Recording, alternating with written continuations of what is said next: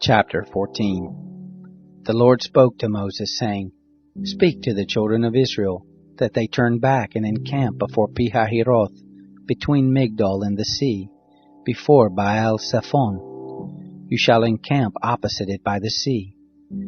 Pharaoh will say of the children of Israel, They are entangled in the land. The wilderness has shut them in. I will harden Pharaoh's heart, and he will follow after them. And I will get honor over Pharaoh and over all his host, and the Egyptians shall know that I am the Lord. They did so. It was told the king of Egypt that the people had fled, and the heart of Pharaoh and of his servants was changed towards the people, and they said, What is this we have done, that we have let Israel go from serving us? He made ready his chariot and took his army with him, and he took 600 chosen chariots, and all the chariots of Egypt, and captains over all of them. The Lord hardened the heart of Pharaoh, king of Egypt, and he pursued after the children of Israel, for the children of Israel went out with a high hand.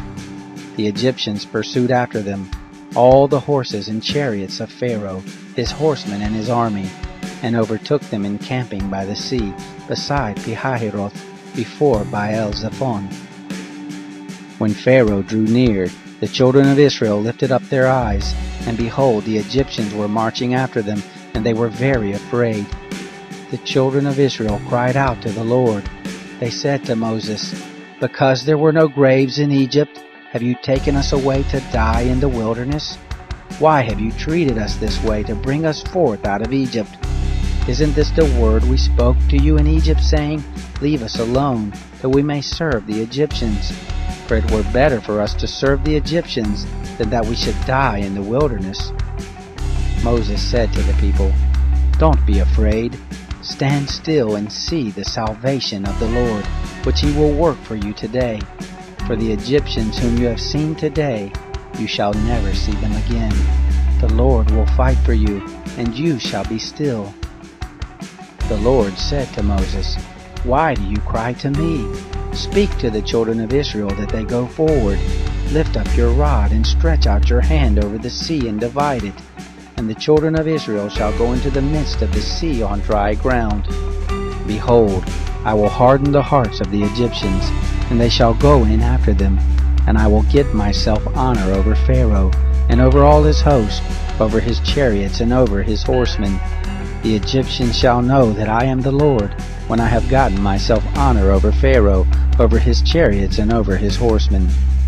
The angel of God, who went before the camp of Israel, moved and went behind them, and the pillar of cloud moved from before them and stood behind them.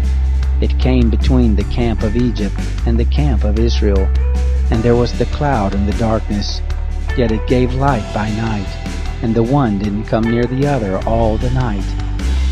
Moses stretched out his hand over the sea, and the Lord caused the sea to go back by a strong east wind all the night, and made the sea dry land, and the waters were divided. The children of Israel went into the midst of the sea on the dry ground, and the waters were a wall to them on their right hand and on their left. The Egyptians pursued, and went in after them into the midst of the sea, all of Pharaoh's horses, his chariots, and his horsemen. It happened in the morning watch that the Lord looked out on the host of the Egyptians through the pillar of fire and of cloud, and confused the Egyptian army. He took off their chariot wheels, and they drove them heavily, so that the Egyptians said, Let's flee from the face of Israel, for the Lord fights for them against the Egyptians. The Lord said to Moses, Stretch out your hand over the sea, that the waters may come again on the Egyptians, on their chariots and on their horsemen. Moses stretched out his hand over the sea, and the sea returned it to its strength when the morning appeared, and the Egyptians fled against it. The Lord overthrew the Egyptians in the midst of the sea.